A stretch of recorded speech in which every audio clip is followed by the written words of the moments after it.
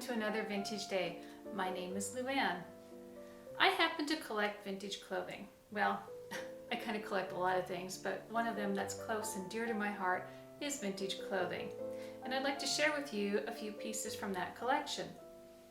We're going to be looking at the shirtwaist or the blouse. Now, America claims to have been the one who created this very widely worn garment. And at one point in the early 1900s, it was said you could look from the top of a skyscraper in New York and look down the streets and just see rivers of white. And it was all the women who were wearing these shirtwaists or blouses. In 1905, the Sears catalog actually offered this blouse in 150 different versions. So it wasn't likely that you were probably going to see somebody wearing the same blouse. Heaven forbid. Many of these blouses were made from net with lots of lace inserts, and they were referred to as peekaboo blouses or pneumonia blouses. Pneumonia because they thought the fact that the air could get close to the skin could make you sick, or the peekaboo blouse, which was kind of a scandalous blouse because you were showing all this skin. So the one that I'm wearing today would have been considered quite scandalous. In 1906 in Massachusetts, there was this group called the Purity Brigade, and they thought that these shirts were quite immoral, and they were trying to persuade women to abstain from wearing them.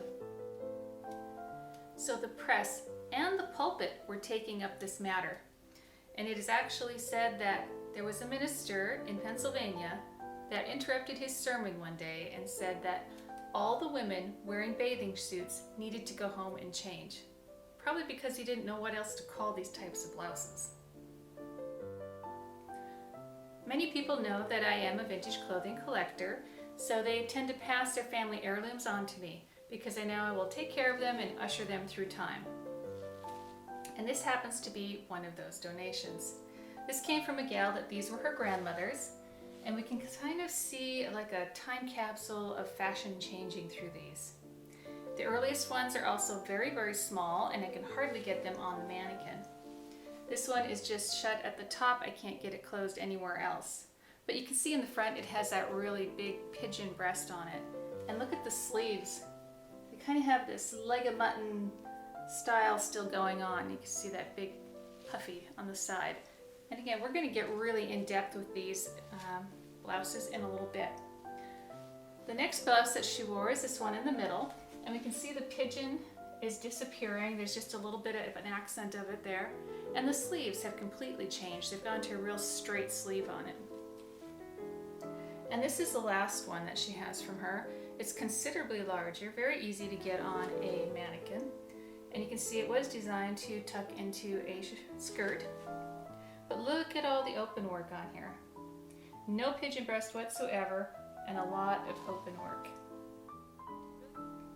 So by no means am I a vintage clothing expert. I'm just kind of a generalist. But I have a really good friend, LaRee Johnson, who has quite the collection of clothing. Matter of fact, she's been doing it for decades. And she's also written the book, Ladies Vintage Accessories. So I thought that I would pack up these 3 blouses, we'll hop in the car and go take a road trip and visit LaRee. And we'll get some in-depth background on these blouses.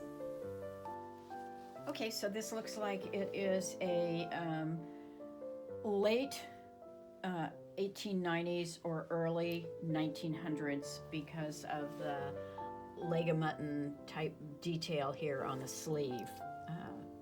So that's kind of where I would put it. And then the bodice was made with a net fabric that they could do the extra embellishment, the lace embellishment, like the lace insets, and they've used the same fabric here on the sleeve and done these little tiny tucks along here, and the insets here on the top of the bodice. So in my estimation, it would be all machine-made lace as I'm looking at it, here. And it's beautiful, and machine-made lace can be as valuable as handmade, so it doesn't detract at all because it is machine made.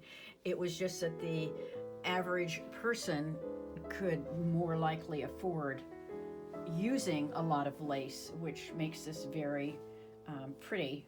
And these little medallions in the very center here and then on both shoulders they would be usually sewn on like an applique.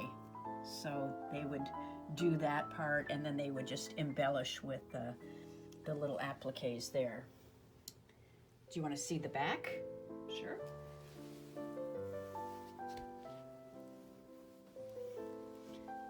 So,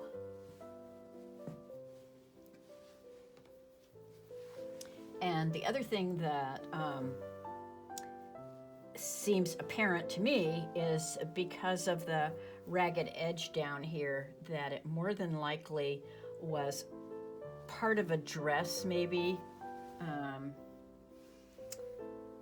It's hard to say, but and that the skirt could have been damaged, and so they just took the bodice off to at least salvage the bodice. This is interesting here. Like they might have had some tears, but it was covered up with the lace. So that's, you know, that kind of thing. It's I always find that looking at the inside of a garment tells you almost more than the exterior of the garment, the way it's made, whether it's boned, whether it's hand stitched, you know. This is not hand stitched. It looks like it is definitely, you know, sewing machine right along in here. And so it's got old hooks and eyes, so that would also help you to date it, is the fact that the hooks and eyes are older. And I'm trying to see, were there any buttons? I didn't see any buttons. No, so it's probably just hooks and eyes down the back. And very often they would put some kind of trim around the neckline because, and that's hand stitched, whether it was done later, it could have been that the original was so deteriorated that somebody else added this, but you can see it is hand stitched on so that if it would get dirty or get a little worn, they could easily take that out and put another ribbon in there. So that made sense. And the sleeve looks like it was loose on the, you know, the wrist wasn't tightly closed or anything. This is so pretty. And it does have an inner sleeve in there that would be more form-fitting. This bodice probably was originally made and worn as a bodice, not necessarily part of a dress, because it is finished along the bottom here with this little net, which is the, well, it's part of the bodice here, the net. They've used net. So that often was the case. They would use a little bit of net and then embellish it. There's two different patterns here. There's this pattern of lace and this pattern of lace. And it would have been purchased as yard goods, and then they would cut the pieces and stitch it together. And it might have been, just gonna see on the inside, yeah, the net is on the inside here, so they might have had the net to begin with, and then they would add these parts. And I think it's interesting to see how the lace, which also is purchased by the yard, and they've used it to the breaks in between the net part and the lace part and so forth, so that it just kind of goes from the shoulder down the front, and there's just a fold, and they go over to the next part. But as far as I can tell on this one, this lace is also machine-made lace, and I could show you actual handmade lace like this. And it is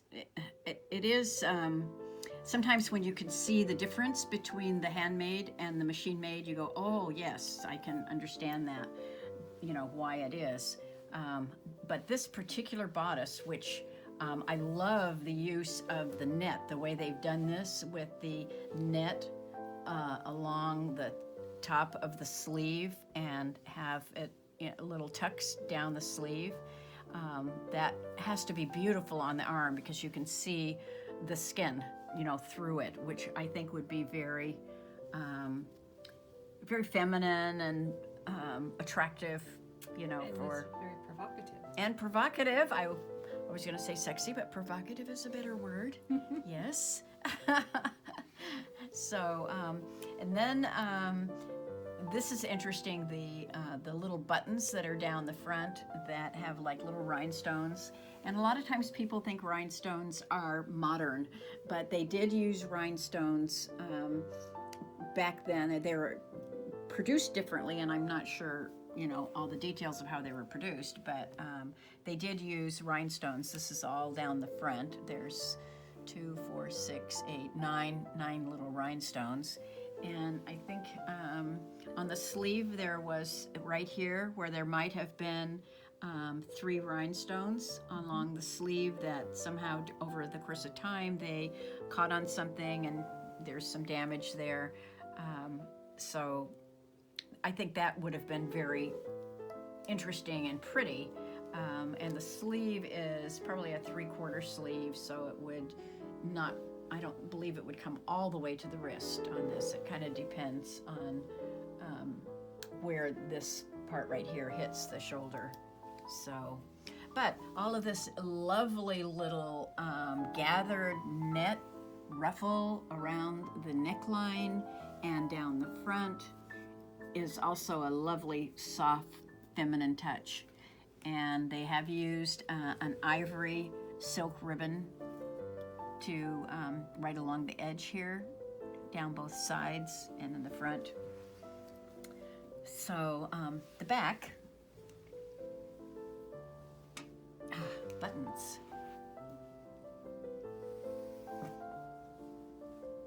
Buttons and buttonholes. And just trying to see if these are handmade. These look like machine-made buttonholes. Yeah. And so the buttons, it's always interesting to see. Now you can kind of tell these look like the original ones, and then this might have been a replacement because it's slightly different. It's a slightly different button. And I usually kind of look at them with, and that looks like a different one, a different kind. So when you're looking at the authenticity, the era, you know, you'll want to look at the buttons and try to determine if they're one set or if they've been added to. That will make a difference. So this is a lovely, probably early 1900s again, because of the slight pigeon breast look right here that would have kind of been a little puffy there. So, okay, so this blouse is also from the early 1900s.